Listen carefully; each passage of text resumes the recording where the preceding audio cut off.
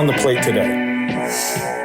I don't know. What's on the plate? What do you want to talk about? Flying Guillotine. No. Oh, what? So it's not a Shaw Brothers. I'm not really sure what the whole story is. But the Flying Guillotine, the original movie, is a Shaw Brothers film. Mm-hmm. And then there's a sequel to The Flying Guillotine, which is like The Flying Guillotine Returns or something with T. Lung. And those two are both Shaw Brothers movies. Mm-hmm. I think, and so Jimmy Wang Yu, he made One Arm Boxer, but I don't know if One Arm Boxer is a Shaw Brothers film. But he also made One Arm Boxer versus The Flying Guillotine. But he then made Master of the Flying Guillotine, which is a sequel to One Arm Boxer. Okay. Because I don't know if you remember, but in the Master of the Flying Guillotine, he's got one arm. Yeah. So he just kind of took that idea and just kind of made his own movie with it. I guess I don't know if he's working in Taiwan or something at that point, but I think he kind of famously left Shaw Brothers. Like he didn't want to work for someone else. He wanted to make his own shit and they wouldn't let him. So he just left. Yeah, that's interesting. You know, it's funny how like, all of like Taiwan's inclusion in this sort of, dynasty legacy of like these, you know, great Kung Fu movies, these enduring Kung Fu movies that everybody all over the world, well, not everybody all over the world, but you know, they're remembered and they're revered as being important works. In Taiwan, nobody gives a flying shit about them at all. You know, they don't give a fuck. Like the stuff that Taiwanese people are into. You know what? I think that when you try to talk with people about this shit, they kind of take it almost as like just stuff that they saw when they were kids. Like so maybe there's something to be said about that. You know, it'd be kind of. What is the other, like? Is there any other cultural export from Taiwan other than those Kung Fu movies? Like, I mean, like they're talking about whenever you know, we can keep it pretty isolated to film. They're talking about the Edward Yang, the Ho Xiaoshen, like those kinds of movies, like A Brighter Summer's Day, like these sort of 80s through the 80s and 90s kind of like, you know, Cannes Film Festival kind of art house type films. Exactly. Because that's right. The thing.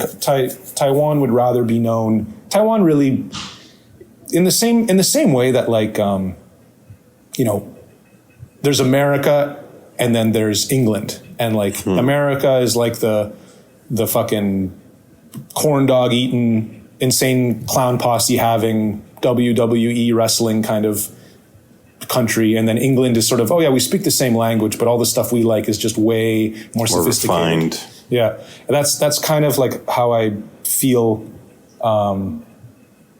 Taiwan, like, oh yeah, okay, so there's mainland China, but they're all like slovenly fucking farmers, and they're poor, and then in Taiwan, you know, all the stuff we have is all fucking hoity-toity and shit. And I mean, the tables really have turned, because I mean, I would imagine that there's far more wealthy people in China than there are in Taiwan at this point. But for the majority of recent history, Taiwan was where the rich Chinese people live, and China is where the poor Chinese people live. And probably you know, the most poor Chinese speaking people in the world are still in China. But like, that's just because there's, you know, like whatever, like 15% of all the people in the world live in China, or whatever. But anyways, yeah, so I just don't think that those kinds of movies are valued. Same thing, like there was so much Taiwanese like involvement in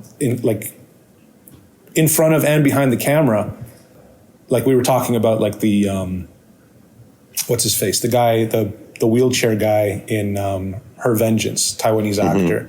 You do a little bit of a deep dive into some of these movies in the cast, and you'll find that like a lot of them are Taiwanese. Yeah, that's what I've been sort of discovering as well. Like a lot of the Shaw Brothers, like stable actors, most of them are not from Hong Kong. Like, they're not from Hong Kong. They're not from China. A lot of people from Taiwan. A lot of people from the Philippines. Yeah. But anyways, so I don't know. It's just it's a little bit kind of like interesting. I was about to say it's frustrating, but honestly, it's like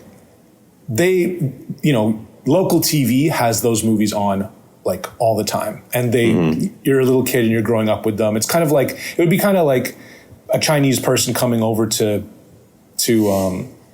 America and getting all fucking excited about, like episodes of Full House or Family Matters or something, and we're just kind of like, it's not that actually, no, a better what's a better analogy? Because like something that actually has some value, like old episodes, like something that everyone's seen, like old episodes. Queer Eye for the Straight Guy episodes. Yeah, sure. Like old episodes of Queer Eye for the Straight Guy. That's probably what Chinese people think that we watch all day. Yeah, exactly. I mean, so much of your fucking contemporary media is just like gay dudes butt fucking each other.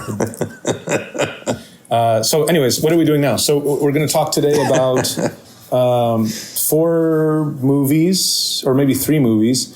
I actually watched, let me start with this. You were admonishing me for never having seen Sudden Impact. So I watched Sudden Impact. Didn't like it. Thought it was just boring and sluggishly paced. And Clint Eastwood's too old. I did kind of appreciate kind of how they were like, let's take the I Spit on Your Grave thing, but kind of just put Dirty Harry in there, just have him kind of be on the trail. Interesting, but just so sluggish. It doesn't compare to Dirty Harry, the original, I think, 71 movie, which is... And actually my favorite is probably The Enforcer, which I think which is the third one? The Enforcer. Yeah. Yeah, my favorite's Magnum Force by far. Yeah, Magnum Force is great too. Those first 3 are terrific, but yeah, The Enforcer, I think, at least when it's been a while since I watched these films, but last time I saw them, The Enforcer was my favorite. Right. I recently, I'd seen Dirty Harry before. I think that's the only one. And then I think I might have caught Magnum Force, the bit of Magnum Force when I was a kid, but I never watched the full thing. So I actually watched it recently. And in terms of just like pacing, in terms of like the mystery, in terms of just like individual scenes, the variety of scenes, violence, it's just the most like fast-paced. I just think it's the best one, like by far. Like the first one, the Scorpio, Andrew Robinson's character. First, it starts out he's kind of like this sniper, and this sort of implies that he's this really cold, calculating, just strictly business kind of guy. He's just super fucking controlled and disciplined. And he's a sniper, and because that's what a sniper is. A sniper just sits and waits for that perfect shot and doesn't get caught. But then it's like, as soon as he gets caught, he turns into this fucking crying, whining, heat score. Fuck, Clint Eastwood beat me. He pays a guy to beat him up, and he's crying. And and then he takes over a school bus, and he's just a crazy guy, and he's just like, come on, sing, row, row, row your boat, And it's just like, what happened? Like, who is this guy? Like, is he just just everyone's like, okay, we need a bad guy. We're just going to throw every idea we possibly have. It sounds like they were trying to take like every sort of like mass / a serial killer that was in the public imagination and just like mash them all together. You got the Texas Tower shooter, and then you got the Zodiac killer, and then you got all these killers mashed into one guy. They just want to do it all at once.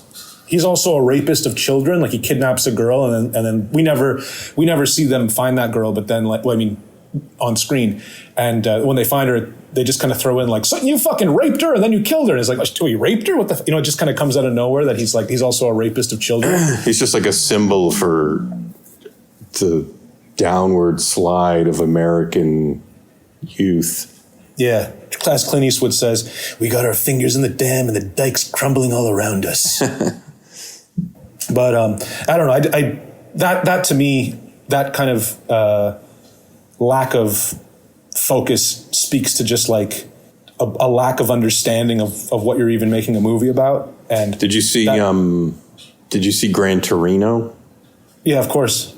So that like I figure that's like the final Dirty Harry movie, even though it's not officially a Harry Callahan movie. Right. Yeah. I mean, fair enough. I mean, I think that movie is funnier than anything. You know, it's just totally hilarious, unintentional comedy. But that's what I feel like. That's what Clint Eastwood brings to the table more than Charles Bronson does in his films. He's funny. Like he's got funny lines. That's what I'm saying though. I feel like, you are right. Like the in Gran Torino, a lot of his lines are meant to be funny. They're intentionally meant to be like jokes or just like, you know, like this audacious old man. I can't believe he said that to a group of black teenagers or whatever. Right. You know? But also like there is this extra layer of like ironic, you know, I'm enjoying this in an ironic way as well. Cause I'm like, I can't believe this guy thinks that I can't believe that this guy still thinks he can make a movie in this way, and it actually kind of hit the same way that it hit back in the 70s, you know? Mm-hmm. So it is kind of funny. But just like real quick, Magnum Force, I watched so many shitty movies. You know, we tried to put on Alien Romulus. I thought I gave Alien Romulus kind of an unfair shake the first time I talked about it, when I talked about it with Meat Canyon. Why did you feel like you gave it an unfair shake? Just because I watched it. I watched it by myself in a theater, all by myself at 10 o'clock in the morning. So, and I thought that, like, you know, maybe I'm just maybe if I gotten caught up in a fucking what do you call that? Caught up in kind of the spirit of a boisterous crowd. Because I don't know, I just felt like it was just me, and I was kind of like sitting there judging it. So did you hire some crisis actors to sit with you to pretend to be a boisterous crowd? No, I was just there with my girlfriend, and was she boisterous? No, she was sitting there. She was sitting there disappointed as well. Just kind of like, just bored, like because she's right. Like she's like, I feel like every movie like this is just like this, you know, like, it all looks the same. It all feels the same characters, the same stupid dialogue. You're missing, like, at least like the first two, there were aspects of it that were like, especially the first one, it was just like surprising. Like, where's this going? Like, wow, what is the next stage of this thing? And the way it looked, like everything was just like new and interesting and surprising. And now it's just sort of like, you know, we know what the alien is. We've seen it a million times. We know what it's going to do. We know how it, you know, evolves. There's no, like, what are the surprises? There's none. I mean, I remember reading like Alien Earth War, like the Dark Horse comics. I remember reading some of the comics too, and I guess I was in college, and I remember actually liking them. Yeah, me too. And I remember feeling like, and this was like pre-Alien 3, I think. And because I remember when I heard that, they're making Alien 3, I was just like, man, if they even tap into what they're doing in these comics, right, this movie's going to be fucking great. Right. And boy, what a disappointment. I did like Alien 3 for like, I liked how they took it back to kind of like instead of moving sort of, for lack of a better word, like moving forward and making it bigger and like more aliens or bigger aliens or whatever, they just kind of took it back to like just one alien and then no weapons and it was a very bad looking alien. I liked how it looked. Looked like a CGI, like very early CGI alien or some shit. Well, ironically, it's not CGI. It's whatever it is. Yeah, it's just like a sort of primitively composited rod puppet mostly. But I liked how it looked. I mean, honestly, like I still look at it now and I'm like, I don't see the problem. The way that it moves is weird as hell, and I mean maybe some people. I remember it looking very computery, and I remember it, it looked like some kind of like cartoon, and also it was very small. It looked like about the size of a Great Dane. Yeah.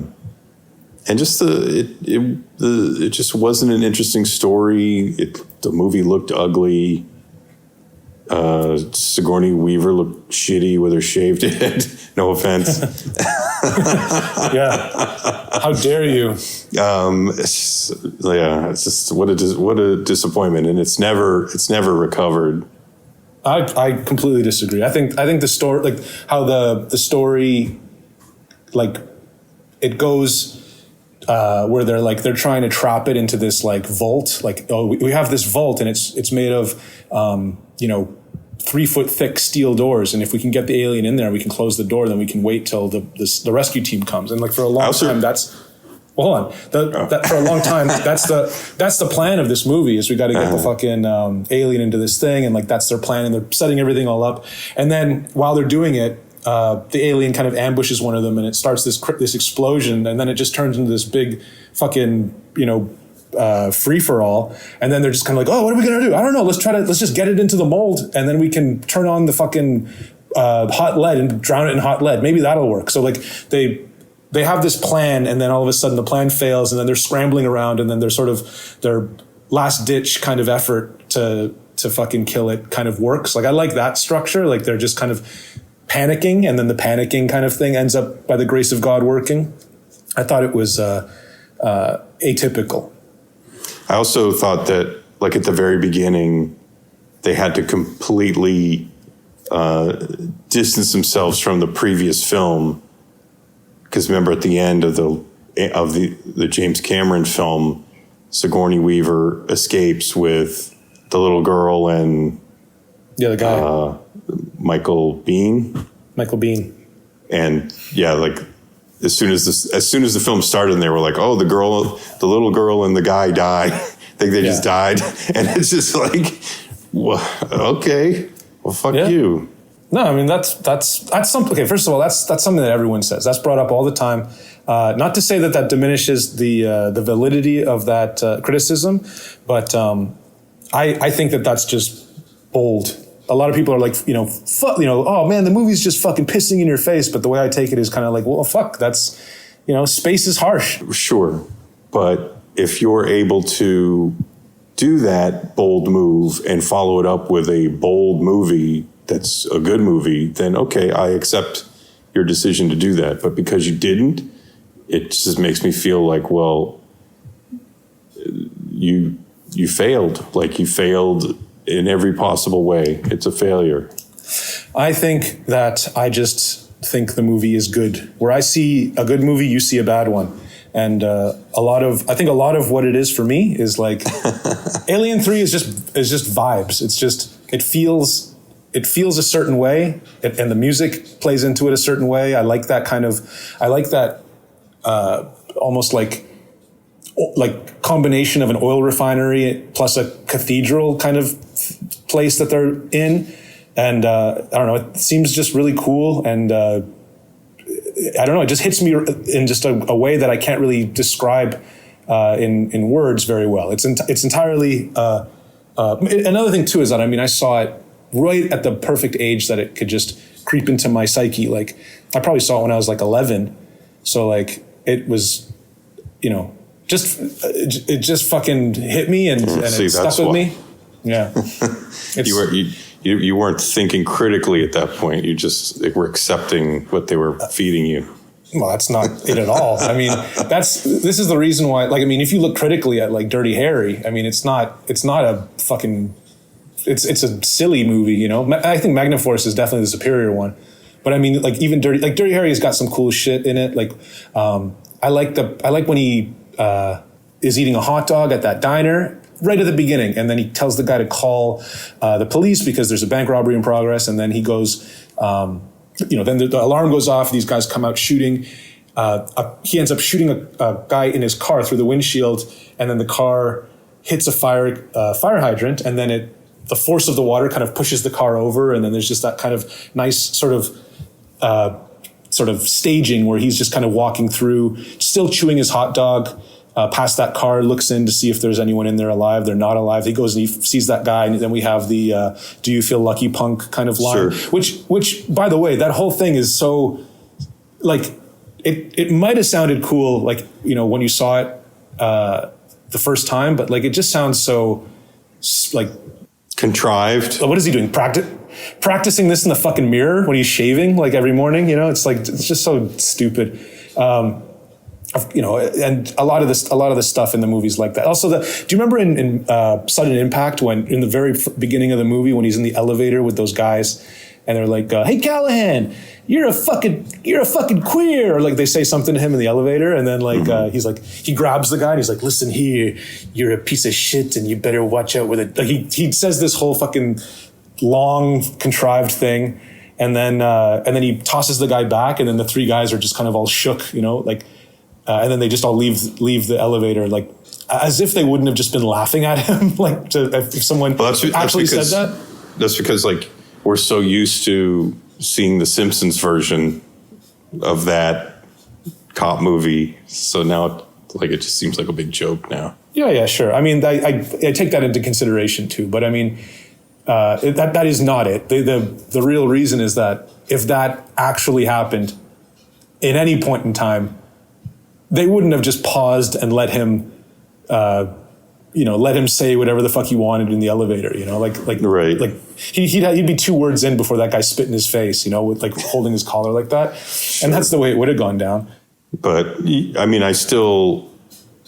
even those moments, I still find like he's an entertaining character, and the fact that he gets away with that type of shit it's cartoonish, but it's still entertaining. Yeah, it's almost like you're not thinking critically and you're just kind of taking what they're giving you or something like that, you know? It's entertaining. Like I don't have to sit there and examine every film like it's the fucking Torah, but it's Torah. But it's not like I was you know, I didn't see Dirty Harry when I was 11 and I thought it was wonderful. I think I know if I think I could tell, like if I see something when I'm a child and then and I haven't seen it since, right. I feel like I could be I feel like I could definitely be like, well, I was a kid when I saw that, so I probably, shouldn't like put a lot of stock in how I felt about it at the time. Like if I rewatch it now, I probably might not feel the same about it. Yeah, that is actually something that I've thought of a lot. Like how much nostalgia kind of like muddies the water of criticism. Well, like a lot of the films that you've mentioned, like Tremors and Murder, She Said, or whatever the fuck the other. Murder, She Said. Oh, Death Becomes Her. Death Becomes Her. Yeah. like those movies weren't like, they were silly movies that you were like, after I said like I kind of didn't, I wasn't too thrilled with them. You were just like, oh well, I saw them when I was a kid, and that's what they felt like kids movies. And maybe if I had seen them when I was a child, I probably would have warmer feelings about them. But they just seemed sort of silly. And I can see being 11 years old and going to Alien 3 and thinking like, oh, this is cool. Look, there's aliens and there's music and there's bright lights and are there bright lights? I don't know. Like there's shiny Is it a flashy objects. Movie? There's shiny objects, and so you just get swept up into it. Yeah, well, that's just audacious. That is just. We haven't even begun to talk about any of the fucking films that we were supposed to talk about. We're still talking about Dirty Harry and. Well, it's okay. We're talking like today. Well, I'll just put in the thumbnail Dirty Harry, Magnum Force, or whatever. Alien 3, all films I haven't seen in fucking years. Yeah, well, maybe not Alien 3. Alien 3 is like, there's plenty of content on the internet about how bad Alien 3 is, But I don't know. I don't feel so alone. No, I mean, Christ, the fucking, you hardly have like the mainstream opinion on stuff, like what's the one that you like with Demi Moore? Blame It on Rio. Oh yeah, that was good. Nobody likes that movie. Everybody hates that movie. Well, I have warm childhood feelings of watching that film. Whoa, hey, don't backpedal on that. I was going to say that. I still stand by that film. Yeah, that's quote Johnny Ryan. Demi Moore's one good film, except for The Substance.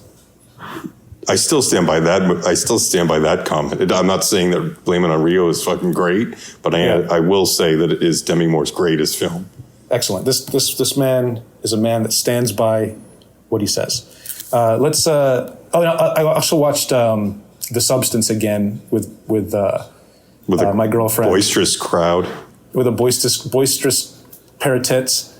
And what's funny, I already told you this, but what's funny is that like all of your criticisms from last time were instantly brought up by her. Like she's like, what's her motivation for doing this? And then I'm like, yeah, there actually isn't really one.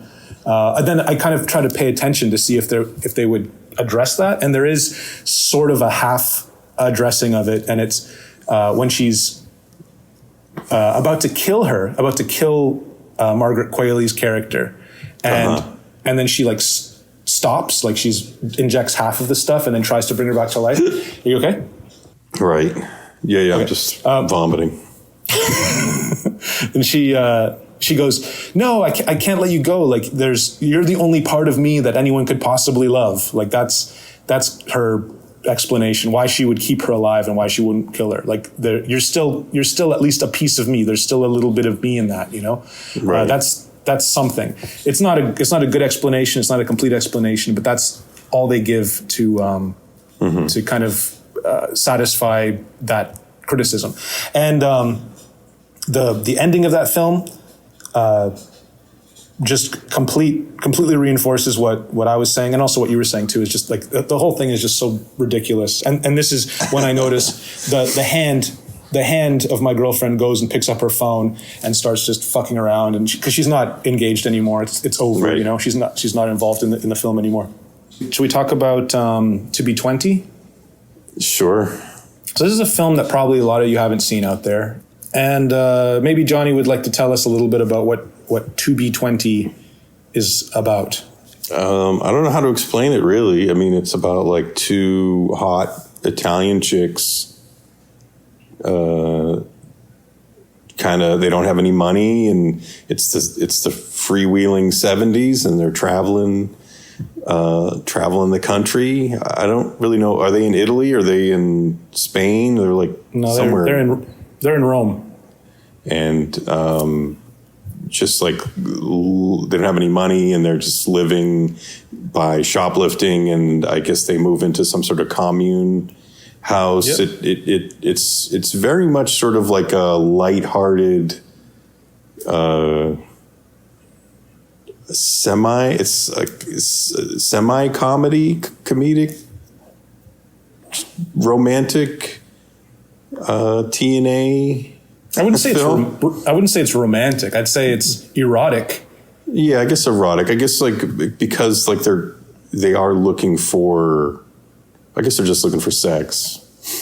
But she does she does have like a thing for the Ray Lovelock guy that they find in the garbage pile. But I guess it's not like anything really significant. Well, yeah, like I mean, I try to like look at each of these scenes. Like first, there's that weird fucking terrifier clown that watches them have sex all the time in the bedroom. Remember this? He's like a gay. It's almost like a mime. Mime, yeah. Yeah. And then so he's there watching them have sex in the bedroom, like because he just sits in the bedroom, like kind of. But he's sort of like he's like in some kind of meditative trance all the time. So he's not like watching them in the way of in like a perverted way. He's just there. And is he watching them or is he just sitting there? You don't really know. Well, it's kind of you framed it, I think, correctly. I think that he's a meditation kind of guy, and kind of the clown mime, sort of almost like a street performer that just kind of like stays in one spot like all day kind of thing. He never really like does any. He's never involved in any actual miming, so I'm not really sure why he's got the face paint on constantly. Yeah, it doesn't make any. You know what? I'm going to just say because he's gay. Right. But regardless, the one girl, the dark hair girl, I forget which one is which. I think it's like the dark hair one is Tina. She's making out with this guy, and then this guy kind of just is like, yeah, I used to be into having sex with girls like you, horny girls like you, but now I just kind of want to get high, like the drugs and like the tripping is more important to me or something. I feel like there's that kind of thing going on. So it's because I'm trying to make sense of what this whole movie's about, like there are like a few sequences where like they start kind of like making out with guys. Because I remember this even as a moment where like both of them are on the bed and they're both making out with two separate guys. And then like right in the middle of it, they just get up and they're just kind of like, okay, we're done. And they don't make it clear. They don't, like it's not evident from what the guys are doing. They kind of just get up and leave. Like they don't actually go like, ugh, and like actually have a noticeable orgasm. But, the girls between themselves are kind of just like, I don't want to deal with guys like this who finish so quickly. Like they say, there's a line in there that implies that they finish or whatever. Because it just like just watching it happen. Like it just seems like they're kissing. Yeah. There's no thrusting. They're just kind of like kissing and rubbing, and then they just stand up and put their clothes on. They're like, okay, we got to go now. We're done. Like they both came in their pants. Maybe. And it was just, and they were both girls are kind of like, whoa, what happened? There's this continuous feeling of disappointment in all the men that they're encountering. Yeah. I think that's pretty much the point. Like the whole idea of this movie, I think, is just there are these girls and they have this kind of like notion of what they want in life. And it's this sort of slutty bad girl kind of thing where they're just having great, awesome sex with no strings attached all the time and living free. They have that credo that they have. They keep repeating it, which we're like hot, we're pissed off, we're hot and horny or something. Yeah, they keep saying that over and over again. Like people they're like, what do you do? What are you doing? We're hot, we're pissed off, and we're horny. Nice. I don't actually recall that, but you're probably right. I mean, let me tell you this too. It took me 3 times to get through this whole movie because I just found it to be like so. And this is pretty much par for the course with a lot of these Italian movies from this era that you've recommended to me, is that they're very, very lackadaisical in the storytelling. Like they're very, they flow like the ocean, This one is particularly aimless. Yeah. And it seems like this is more on purpose than any other Italian film I can think of. Just sort of like following these girls around. They're scantily clad, and the ending, the vibe of the ending, kind of like you feel like the director sort of feels exactly how you feel. Right. Well, like I don't know. Like he was just sort of like, what the fuck am I doing? Fuck this thing. This is like the stupidest. Because Fernando De Leo, the director, by the way, he's not known for this type of film. Most of the films that he's known for are like Caliber 9 and the Boss, and all like Italian police crime, like really hardcore police crime movies with Henry Silva and shit and Woody Strode. He's not known for lighthearted,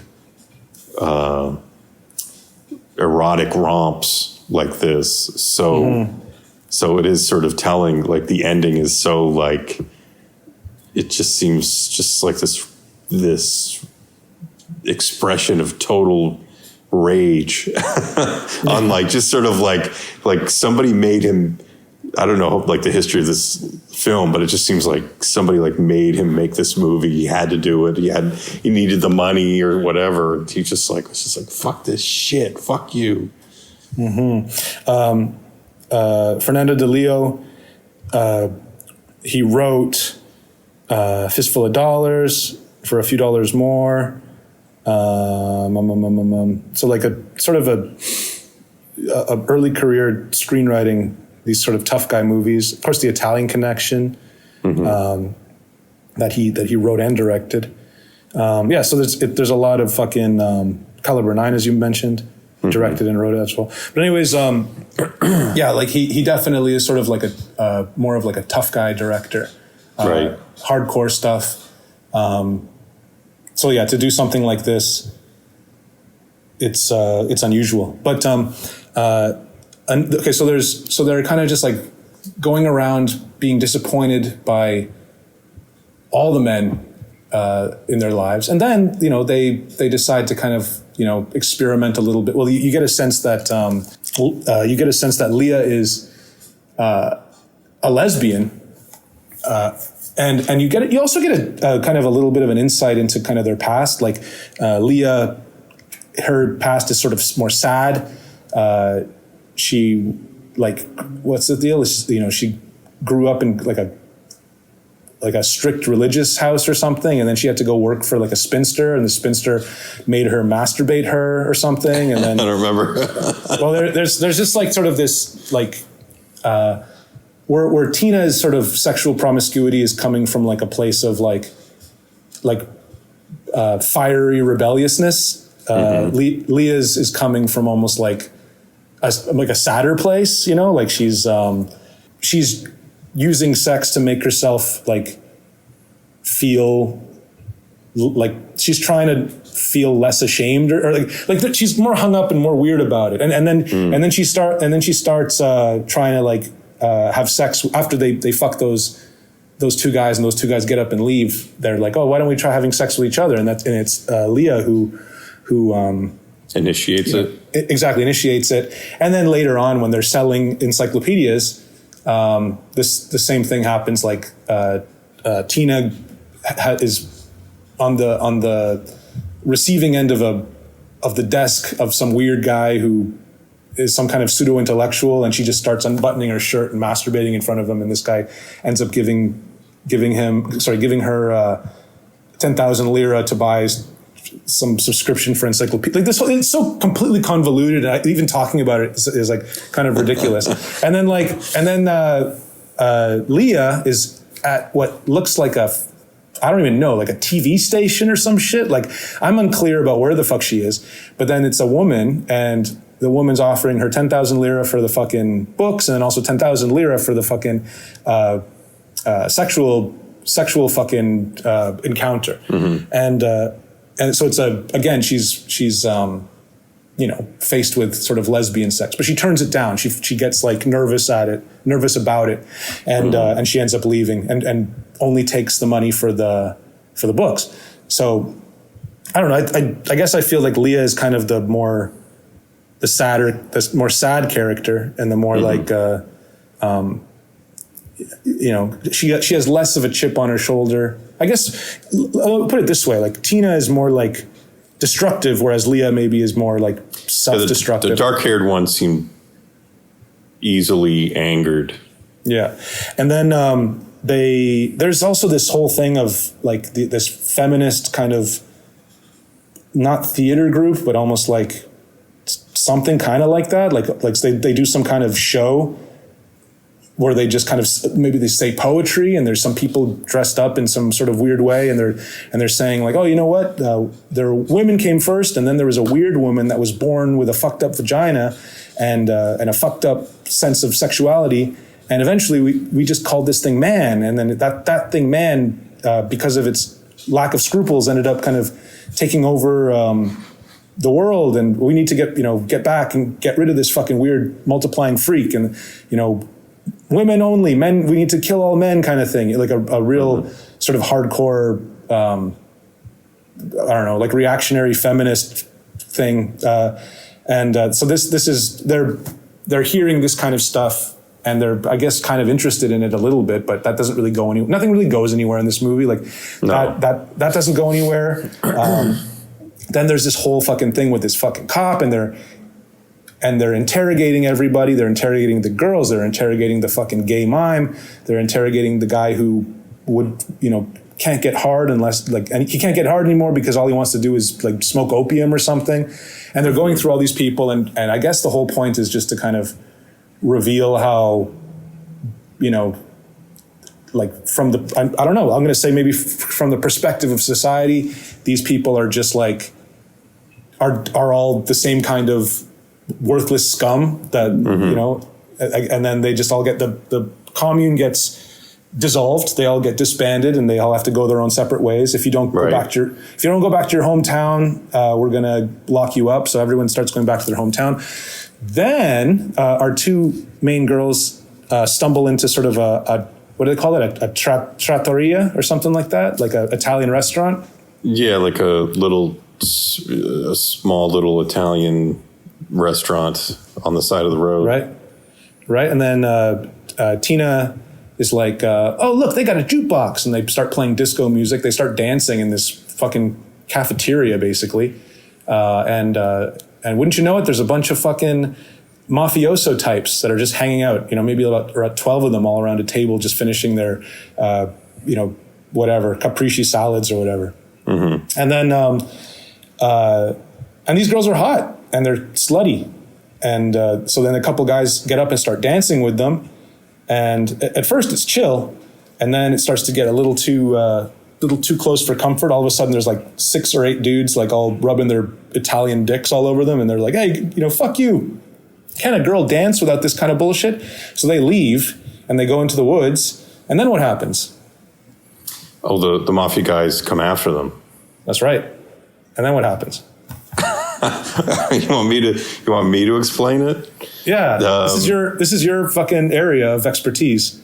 Oh yes. So the mafia guys, they chase them down in their cars, and they capture them in the woods, and they strip them, and it seems like they're about to rape them, but they don't. The main mafia guy, who was like whoever that guy is, a super evil looking creep.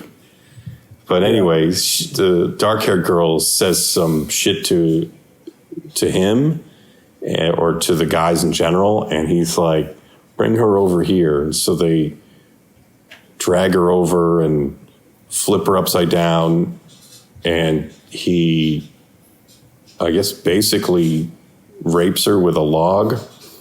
Yeah, a branch, like maybe like a 4-inch in diameter piece of wood. And just like really just like lifts it up over his head and thrusts it down into her pussy a few times until she's dead. And then the blonde one, I think they just knock her on the head and she dies. And then all the mafia guys just get back into their cars and drive away. And then the last shot of the film is just the 2 dead girls in the woods. And then the music comes in, la la la la la la la. Yeah, like one of the mafia guys like accidentally kicks the radio or whatever, the tape recorder, right, as he's leaving, and then that starts the music. Right. So I do think that you're wrong about them not raping her. They do rape her. They rape both of them. You don't, like, it seems like they kill them before anybody does anything. No, that's not true. They 100% rape them. Like there's like a wide shot and she's completely naked and these guys are are on. I mean, they haven't gotten naked. Like the mafia guys haven't gotten naked. But I mean, I've seen enough pornos to know that you can fuck a woman by simply unzipping your fly and pulling your dick out from your fly. So like they're on top and they're thrusting. Like there's the thrusting you were missing from those young boys in the earlier in the film. It seemed like it was just kind of like, because they're standing up, everybody's still standing up, and it's like they're all dressed except for the girls, and they're just kind of grinding. There wasn't really anything, and it seemed like, and they're all screaming, and it's almost like, it seems like it's only like a couple of seconds before the main mafia guy's like, bring her over here, and they just drag her over, and he does the tree work. Right. Well, take it from me, Johnny, and also listeners, they do get raped. That it's not even. Okay, but if you're looking for a film that has the type of, say, rape of Her Vengeance, which is very clear, that's not happening here. Just so FYI to all you listeners out there. I do think it's clear. I just don't think it's like, definitely not at that level, but they definitely get raped. This is not an inference. Take a look at the film again. I think you could say, oh, well, the guy didn't have you didn't see the guy's bare ass while he's humping her, right? But you have to think like there's at least 10 guys there. Yeah. So who got to rape them? Just one of them? I mean, at least one of them. I couldn't say. So there's 10 guys there, 2 girls. They each get raped by one guy. So only 2 guys get to rape them in this huge, like this is serious rape math we're trying to figure out here, because it doesn't make sense that like, okay, 2 of the guys in the group are going to rape these girls, and then all of them have their clothes on. None of them even take their pants down. Mm-hmm. And it's all done completely standing up. You don't see anything. They are down. They are laying on the ground. It's not all completely standing up.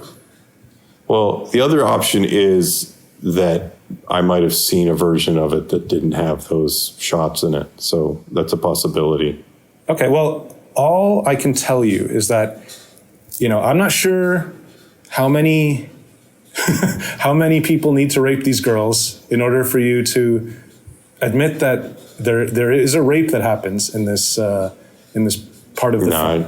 I don't think so. The only person that gets to rape is the tree. That definitely does happen. Well, I'll give you that. But in the movie that I saw, this the one girl, the dark-haired girl, absolutely does get raped. There's like a wide shot. She's naked. This guy's on top of her. He's in the right position. The only inference that I need to make is that he has his dick out of his zipper, and that's the only thing. That's the only thing that I need to infer. Everything else is right there in Technicolor. I've been trying to read about Technicolor recently, and I don't really even understand. Like, I don't even really understand what the hell it is or how it works. And then I kind of realized that it's a general term to talk about a series of advancements. Sorry, I don't want to get into this, but back to the movie. Oh, okay. I just lost my train of thought because you just threw me with that Technicolor shit. I'm like, what? Where are we going? Right. My bad.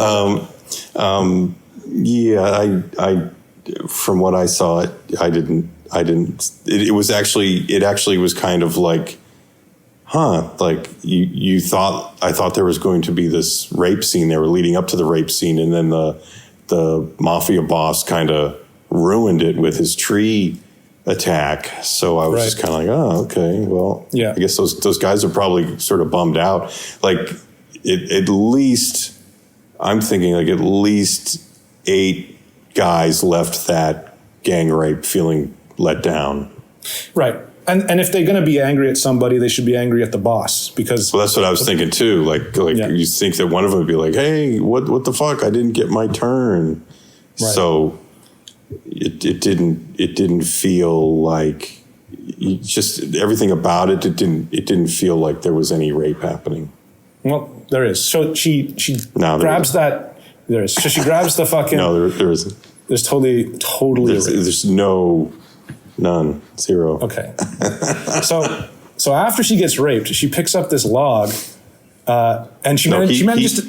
He picks up the log. No, come on, man. She picks up the log. She runs at this guy, and that's actually why this guy.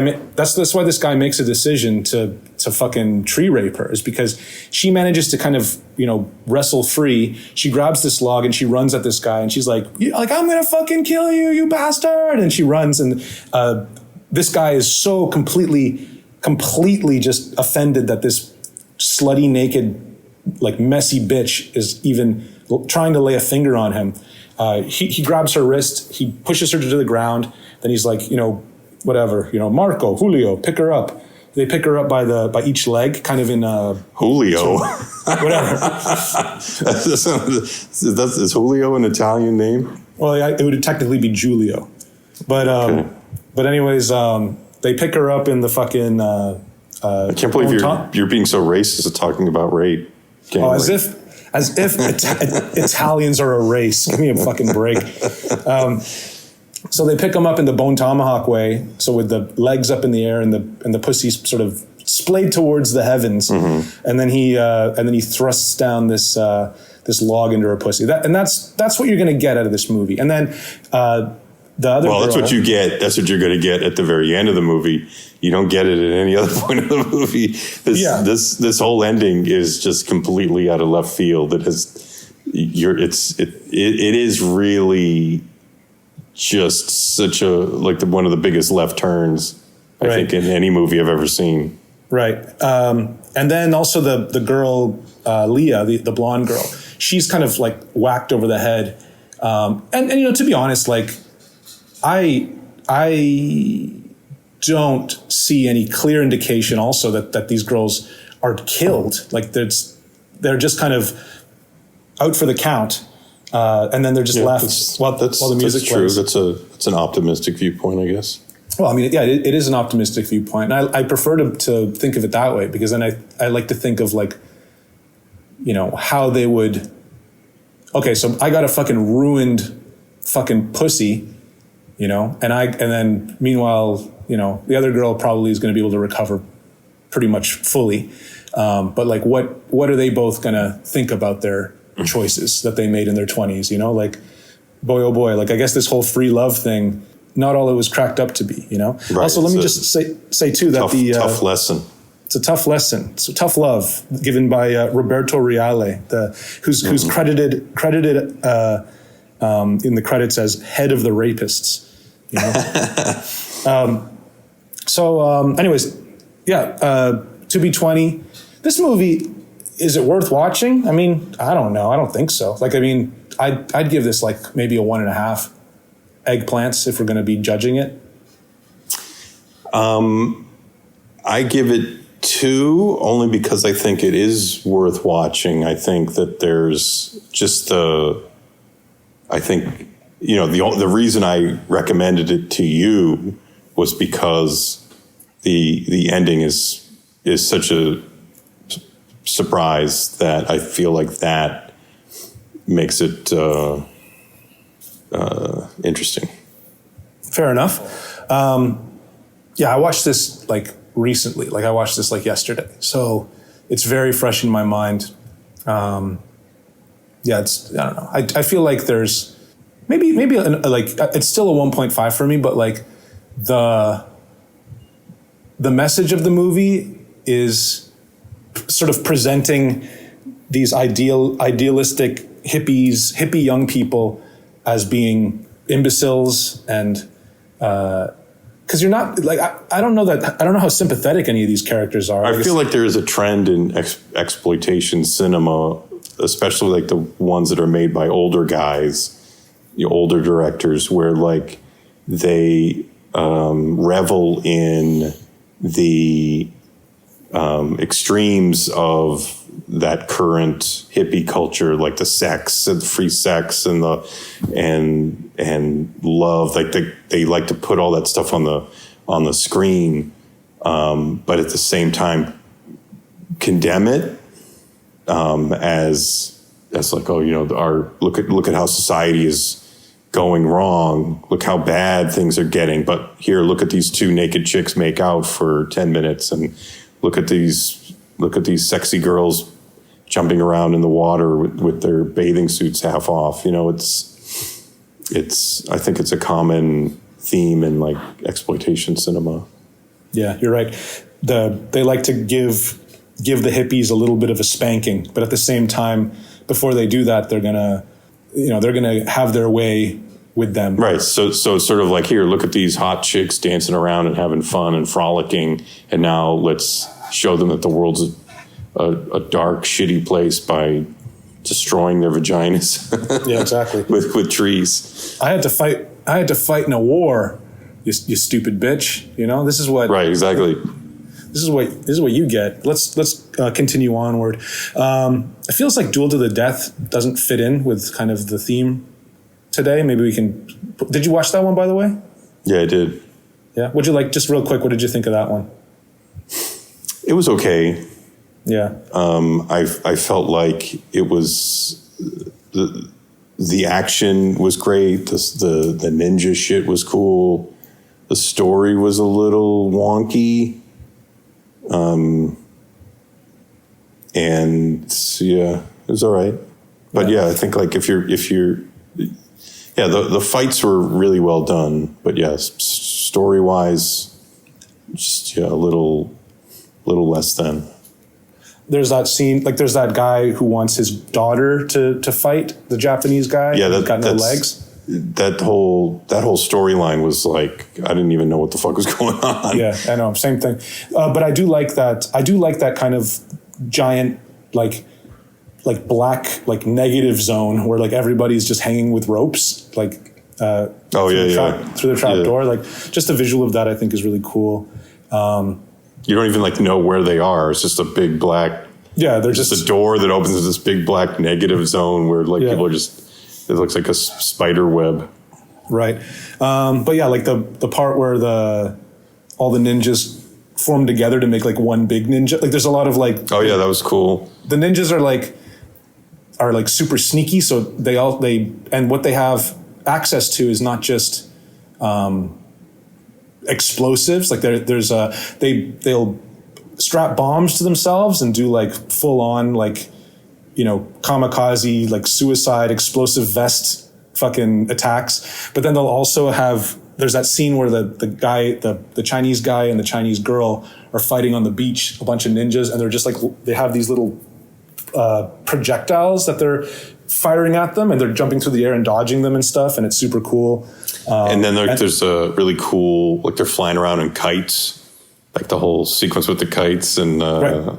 Very cool choreography. And so there's all that technology stuff, but then there's also, and then there's that part where the ninja tries to poison that guy at the banquet with the drop of poison on the string. So there's all sorts of like dastardly, underhanded ninja shit that goes on. But then there's also the thing like the fucking, the giant ninja, which I can only chalk up to like David Copperfield style illusions, you know, like they're like maybe something kind of just like a trick of the eye that they can do, and they use it to just intimidate. Because, you know, obviously we don't see that giant ninja actually do anything. He just kind of, it's like a fucking shock and awe tactic, and then they all blast apart, and then they start jumping underground and coming underground like tremors. I don't know if you remember too. There's a scene where like one of the ninjas, like, their clothes get ripped off and it's like a hot nude lady. Right. And I was sort of like, oh, that's interesting. There's going to be some like topless ninjas, but that's just like two seconds, and it never happens again. So it's sort of like, I thought there was going to be this whole like Kiko, or like, what's that Japanese character?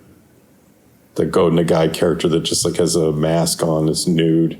I don't know. It's like Kiko Mask or something. Yeah, no, like I thought it was going to be something like that, like these nude ninjas that are going to be killing people. No, it was just to kind of cause the abbot of the temple to cause his cheeks to get rosy, so that he would let his guard down, so they could throw a big fucking rope net over him. But yeah, I mean, I like that movie. I think that there's a lot of creative stuff going on. I don't really see that much like explosives and stuff in movies of that era. Also, like I think that movie is what, like 81 or 82. Like it's probably the last of those kinds of old school kind of. It actually reminded me more of Japanese action, Japanese sword fighting, more than it reminded me of Hong Kong films. Like I was feeling more of like a Lone Wolf and Cub vibe than Shaw Brothers. Yeah. Yep. Well, okay, whatever. We did get into that enough that we can rate it. But what would you give it? Give it like 2 eggplants. I'm giving it 3. I like that. I think that's a good movie. I'd recommend that one for sure. And in fact, I did to you. So then the next thing is Hollywood 90028 by Christina Hornisher. You got who released that? Was it Vinegar Syndrome who released that? Grindhouse. Okay, Grindhouse released it.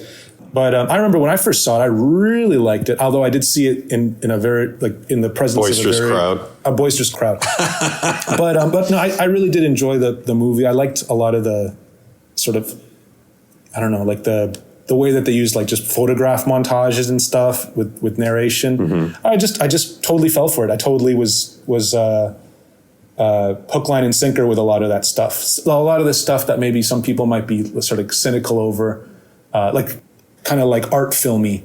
I bought into it. Mm-hmm.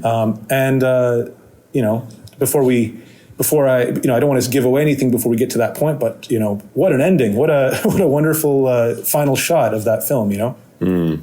Yeah. So what were your impressions of Hollywood 90028? Well, I kind of agree with you. Like I saw I saw the Grindhouse copy, and it looks terrific.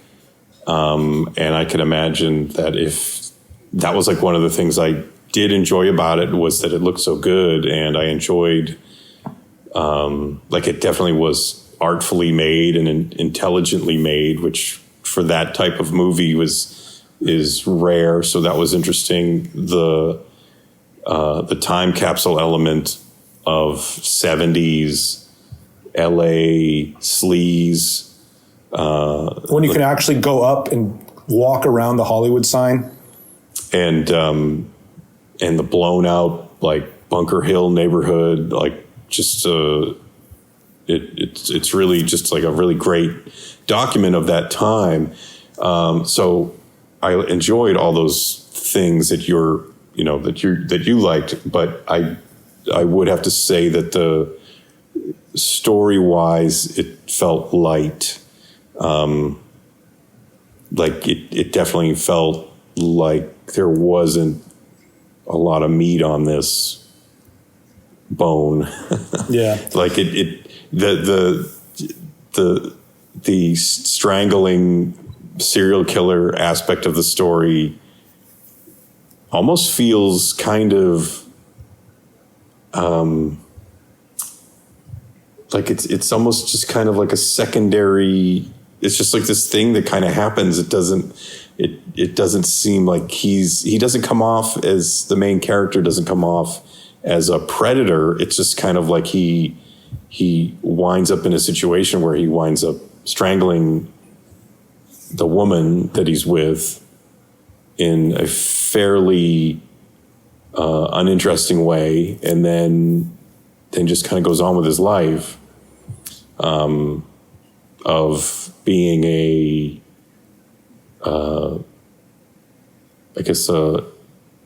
soft core porn cameraman. Yeah. It feels to me like the serial killer character, it's almost like he's just made as such just to like secure financing for the film, like just to justify the film's like creation in the first place. Like, mm-hmm. like the director seems a lot more interested in this kind of, first of all, in sort of this romance between the camera guy, and this sort of young, sort of aspiring starlet.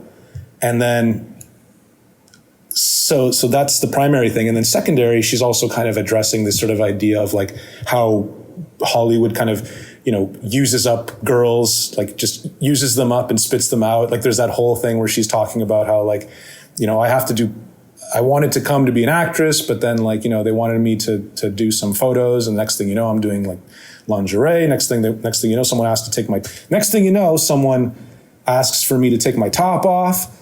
And I say no, and then all of a sudden the phone stops ringing, and then like, and then I go and I do it, and then the next thing you know, I'm doing like a porn scene, and then I look in the mirror, and it's very kind of like the look in the mirror. Yeah, and then I look in the mirror at myself when I wake up in the morning, and all of a sudden I just feel like ashamed, and it's kind of it's told. I feel like it's well written, like these little monologues. I feel like are done with photography. I feel are like engrossing. That's good. So they, so that aspect of the film, this whole kind of like the cruel kind of beast that Hollywood is, and it preys upon girls. That element is a big part of this film, and then also this sort of romance. While navigating kind of around this beast, this girl finds this nice guy. She perceives him as being such, and then. I don't know about you, but I was really like super into that scene where they just make like a shitty spaghetti dinner together.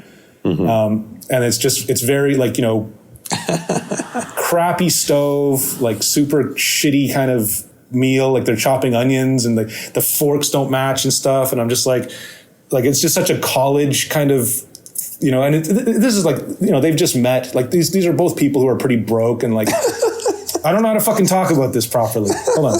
Let me start from the beginning. It never occurred to me that anyone would even want... Eat with two different forks? Would want to try to show that, would want to try to commit that to film. Like, this is something of value. I felt like it has value. It's like, it shows intimacy. It shows like real humanity, like real people. And it's everyone can relate to this. Everybody can relate to this, but it never gets shown, like this kind of shitty making dinner together. I like how excited you're getting about this dinner. It's just like, okay, calm down. I'm more just getting excited because I'm having a frustrating time expressing myself. Like the words aren't coming out easily today for some reason, but not that they ever do. But then you have like things like the fucking boat, when he takes that lady on a boat and then he fucking sort of strangles her, and it looks like this. The woman who directed this has no fucking clue how to direct violence, how to direct. Well, that's what I was going to say. Like when I turned it on and I watched it, I don't think I really noticed that it was directed by a woman. Right. And only afterwards I was like, oh, a woman directed this. And it kind of made sense, like what this woman was sort of focused on as a director, especially like doing a film about a killer. And yeah, like for a movie about a killer, there's no... The movie has like almost no real sense of anger to it. Right. Like this, especially like the main guy, like even though he's strangling these women, I think, what's the body count of the film? Like 2? Yeah. 3. 3. Oh, 4, including the guy, the fucking dude. So, yeah, it definitely is. It doesn't, for a movie about a killer, it does not feel like, it doesn't have any intensity to it. It doesn't have any anger to it. It doesn't have any, like, even I feel like a serial killer movie or a movie about whatever kind of killer should have like capture that that inner rage, whatever that guy is or whoever the person is, like, should be able to feel it. You don't really get a sense that this guy is like, he doesn't feel like a hunter. He doesn't feel like a predator. It's just like he kind of just sort of is in a situation and okay, I guess I'll kill this person. Like it's almost, it's like just an afterthought. And like you said, like on the boat when he strangles that girl, like it's just like one of the like least, if you can imagine, like the least violent strangulation ever. Yeah. That happens over the course of about like 10 seconds. That's what happens. Yeah, it's really, really like if you're going into that movie looking for, I mean, the fucking movie was advertised was titled like I forget it. It's something like the Nylon Stocking Strangler or something. Or like, I think it was Hillside Strangler. Hillside Strangler. There was even in England when it was initially released, it was released as Twisted Throat, which is sick. Such a sick ass title for a movie. Or a band. Yeah, totally. Or just anything, like your firstborn child. Your firstborn child, this is budgie. Twisted Throat Jabaz. Jabaz. There is kind of just this like kind of haze blanket of just kind of sadness over the whole thing. Like, right. And I really like that a lot. Like that's something that I tend to just cherish that. I also liked when she sent him a breakup reel-to-reel tape. Oh, right. I forgot about that, but now I remember. And at the she's like, I don't want to see you anymore. I wish you the best, and to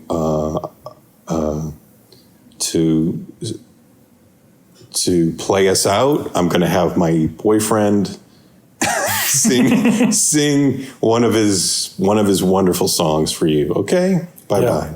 Yeah. And then like it goes into the boyfriend that she's going to stay with in place of him, like playing just like this like noodly acoustic shit. And I was just like, wow, that's something like you could only do in the 70s and get away with. And it, like this is like, oh, my boyfriend sings this peaceful music. I think you'll enjoy it. Yeah. I like just how it implies that he was just there the whole time during the recording, like you think that it's this moment between like, your I guess ex-girlfriend's voice and you sitting there, like kind of, you're sitting there listening to her. And it's like, okay, Claude, can you start playing your fucking, your stupid whack song, please? Hit it, Claude. But then like, he immediately just sort of like freaks out and he runs over to her place. She answers the door nude. And that's right. And I was kind of like, well, where's Claude? Or I don't know. Like, that's not the guy's real name. His name's like it's Peter Claude. Or something. Claude. Sure. So it's sort of like, well, where's this guy? Like, she's constantly talking about this guy she's living with. We never see him. I guess they couldn't afford a guy. I also like the fat jumbo porn dude who watches porn with the binoculars with that big afro. Yeah. Yep. But no, I thought it was interesting. It was interesting. It was well made. It looks good. It just, the story wise, it's just very light. But yeah, it's a very interesting LA time capsule. Did you watch it alone or did you watch it with your lady? Watched it alone. Okay. There was another. Oh yeah. Watched it with a boisterous crowd. You watched it with a boy. With a crowd full of boys. You watched it with a boy wearing jean shorts. I was gonna say that that's the only way to watch any movie, because then I know, like, if he's liking it, I know I'm gonna like it. Yeah, you just have to take a look down and see how tight those jeans are. I was gonna say, you've definitely seen Manhunter, the Michael Mann movie? Sure. Yeah. So do you remember the part where? And this is my favorite part of that whole. Well, actually, I have two favorite parts of that whole movie. One is the part with the tiger, where they go to see the tiger getting its tooth replaced, and that blind lady is touching the tiger. Love that part. And then my second favorite part is when Tom Noonan is in bed with that girl, and she's kind of like cuddling with him, and then he's just kind of staring up. The camera's above the bed, and he's staring kind of into the not into the camera, but just sort of in the direction of the camera. And he starts crying, like weeping and like biting his hand, kind of. And it's like, and it communicates to me. I mean, maybe I'm fucked up, but what it communicates to me is like, I wish I wasn't a fucking crazy guy. I wish I wasn't a fucking psycho crazy guy because I'm in love now. And I wish I could just be a guy who's in love, but I know that I can't because I'm actually a fucking psycho crazy guy who kills people and and does fucked up shit. So like, and that seemed to me like always, I always again like fall hook, line, and sinker for that scene because it's like such a complex idea is communicated just with nothing, just with fucking this guy looking and crying, you know? Sure. It's all, I guess, I mean, the context does all the heavy lifting, but I think also the performance is nothing to understate. But like, that's kind of how I feel like this guy is. Like, he's a guy who just, because when he eventually kills the girl at the end, he doesn't even remember doing it, you know? And it's, but at least like in that, like there's like a Jekyll and Hyde, like, you know, he's nice, and then all of a sudden like turns, and then it becomes he's a monster. Yeah. You don't get that here. You just get he's the same guy, but now his hands are around your throat and he's strangling you. there are sort of like, I mean, you are right, but like there are things that are maybe attempts on the director's behalf to imply, like, you know, there's voices in his head or something. Like there's sort of this backstory. Do you remember there's this backstory where he let his brother die or something? Something where he like rolls his brother's stroller in front of a car. Right. And the brother dies is kind of that story sort of shows up during the credits at the beginning. So yeah, he's got like a fucked up, well, like at least he's got this one kind of fucked up thing that happened when he was a kid. I don't know if that clearly, you can draw a clear line from accidentally killing his brother as a child to strangling women as an adult. Like, I feel like with this film, if you removed the murders, and at the end of the movie, when he got together with that girl, she just like, let's say she just OD'd. He didn't kill her. And then cut to, you know, he films himself hanging himself from the Hollywood sign. Which is, great ending. It still would have worked. It still would have made sense. Only because, like I said, the killing seems so secondary to who he is. Sure. Like it's just like it's this unfortunate thing that kind of he seems to do, but he doesn't seem to be propelled to kill. He's not a predator. He's not hunting people. He's not a good serial killer. No, he's bad. Well, I mean, he seems to get away with it, but then, I mean, maybe I'm giving this movie like too much slack, but it's kind of like in a environment where people are valued so little, and like women are valued so little, a guy like this who's not even that good of being a serial killer can exist and kill women and get away with it just because the value of them is so low. Maybe that's like something that she might have thought of when she was making this movie, but I have to really, really fucking give her a lot of slack in order to believe that she actually communicated that clearly. Does she make any other films? And it didn't do any investigating. This was her only movie. She made also a movie called The Sixth Day, and she also made a movie called Terror in the Jungle. So I guess she made a couple movies. But I don't know. Yeah, I don't know. So that like I said, this is a recommend. I think that I'm going to give this just like, I'd give it a 3, but I'm going to give it an extra half point just because of how atypical it is. Like how it's like, this is pretty much the only thing that's kind of like this. I would give it just 2.5 only because, I feel like the story is fairly light, especially like I feel like the audience that this movie is for is probably going to feel that way. Right.